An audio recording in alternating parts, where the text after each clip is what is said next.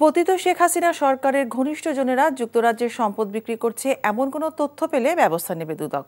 রাজধানী ঢাকায় দুদক কার্যালয়ে ব্রিফিংয়ে একথা জানান সংস্থাটির মহাপরিচালক আক্তার হোসেন। দুদক মহাপরিচালক বলেন, জব্দের আদেশ কার্যকর হওয়ার আগেই যারা সম্পদ বিক্রির চেষ্টা করছেন তাদের বিষয়ে সুনির্দিষ্ট তথ্য পেলে সেই বিক্রি ঠেকাতে উদ্যোগ নেওয়া হবে।